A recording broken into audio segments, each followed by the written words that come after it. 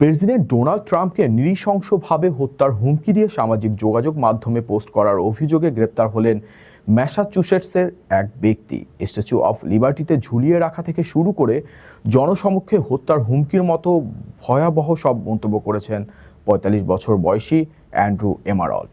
এই ঘটনার পেছনে তার উদ্দেশ্য কী ছিল এবং এখন তার ভাগ্যে কী ঘটতে যাচ্ছে, জানুন বিস্তারিত। প্রেসিডেন্ট ডোনাল্ড ট্রাম্পের নিরাপত্তা নিয়ে আবারও বড় ধরনের শঙ্কা দেখা দিয়েছে। বুধবার ম্যাসাচুসেটস থেকে অ্যান্ড্রু এমারল্ড নামে এক ব্যক্তিকে গ্রেফতার করেছে ফেডারেল কর্তৃপক্ষ। তার বিরুদ্ধে অভিযোগ, তিনি দীর্ঘ সময় ধরে ফেসবুকে ট্রাম্পকে হুমকি দিয়ে আসছিলেন। আদালতের নথি অনুযায়ী ২০২৫ সালের মে মাস থেকে জুলাই মাস পর্যন্ত এমারল্ড অন্তত ৮টি পৃথক ফেসবুক পোস্ট করেন। একটি পোস্টে তিনি লিখেছিলেন, ট্রাম্পকে মেরে স্ট্যাচু অফ লিবার্টিতে ঝুলিয়ে রাখা হবে।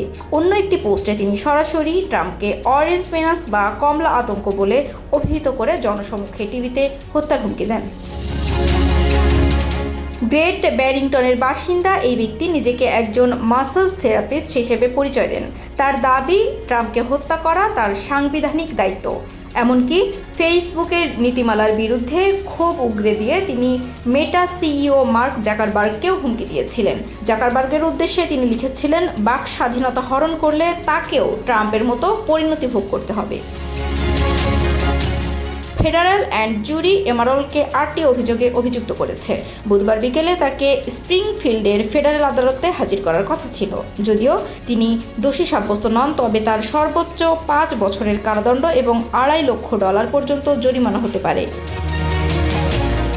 প্রেসিডেন্টের বিরুদ্ধে এমন উস্কানিমূলক এবং সহিংস বক্তব্য আমেরিকার রাজনীতিতে চরম উত্তেজনারই বহিঃপ্রকাশ। এই গ্রেফতারি কি অনলাইন প্ল্যাটফর্মে এমন চরমপন্থা রুখতে সক্ষম হবে?